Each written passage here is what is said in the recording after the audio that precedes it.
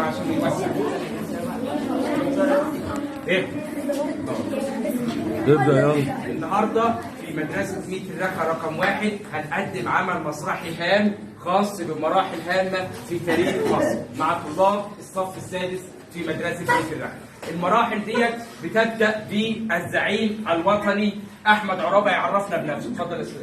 أنا زعيم أحمد عرابي، حفظت القرآن الكريم وانضممت إلى الأزهر الشريف، ثم انضممت إلى الجيش المصري بعد سعيد بدر، واتطورت في عهد الخليل توفيق، ثم حصلت على رتبة الأمير الله في عهد الخليل إسماعيل. بعد ما عرفنا الزعيم الوطني احمد عرابي تعريف بسيط كده عن نفسه، هننتقل لزعيم اخر وطني اثر في حياتنا والزعيم طلعت حرب. اتفضل. أنا طلعت حرب أنشأت بنك مصر، أنا راعي الاقتصاد المصري، وأنا قمت بتمويل العشوائيات التمويلية في مصر مثل شركة مصر للطيران. مصر الطيران صاحب شركه مصر ايه للطيران. ننتقل لزعيم وطني اخر اثر في حياتنا وهو مساوئ الاحتلال البريطاني. محور هام هنشوف كانوا بيعملوا ايه. اتفضل. مساوئ الاحتلال البريطاني، عدم المساواة بين الجنود المصريين والجنود الأتراك، تفضيل الجنود المصريين عن الجنود الأتراك، الفقر والجوع والمرض. تمام، يعني من منطلق المساوئ ده جت حاجه اسمها جميله جدا الحركه الوطنيه في مصر. اتفضل يا نحن مجموعة من الزعماء المشهورين بحبنا بس حب الوطن والانتماء. تمام، بعد الحركه الوطنيه اتفضل يا.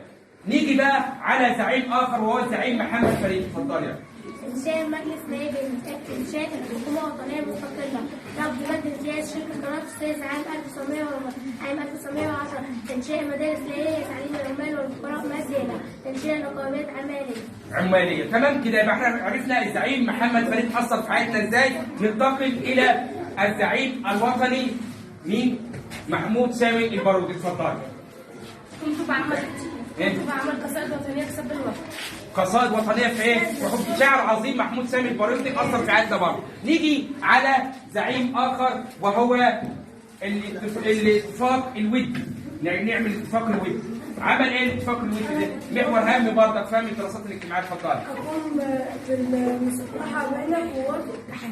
تمام، قوات ايه؟ اتحاد. فانا بنتقل من ايه؟ مراحل ايه؟ احداث هامه في حولنا. نيجي على حادثه اثرت في حياتنا وهي حادثه دنشواي. رؤية عرفنا بقى. بس نحن أهل قرية بن شركات لدينا حادثة بشعة بكل الصور، حادث اليوم مات 1904. 1904 حادثه دنشواي دي اثرت في حياتنا خالص. بعد المحاولة الهامه ديت 1906. ماشي. نيجي بقى على الزعيم الوطني نتائج حرب ايه؟ الثوره العربيه. تمام. أنا نتائج الثورة العربية وهي إقالة وزارة الباشا وتعيين أحمد عرابي رئيس الوزراء، وزيادة عدد والمساواة بين الكبار المصريين والأتراك. تمام، دي النتائج الثوره العربيه اللي قام بها المصريين وضحوا بايه؟ بحياتهم. نيجي بقى على المطالب بقى، مطالب الثوره ايه؟ العربيه. نيجي بقى على بعض الانشطه اللي عملوها الطلاب اهي محاور هامه.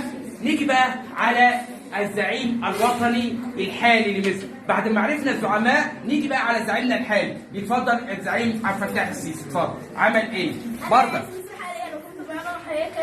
وحفظ الله مصر. ماشي، حفظ الله ايه؟ مصر. بعد الخلاصه يا اولاد اللي احنا عرفنا، نشكر طلاب صف سنه سته اول على العمل اللي عملوه ده والانشطه اللي عملوها، والى مزيد من اعمال اخرى باذن الله. شكرا لحضرتك.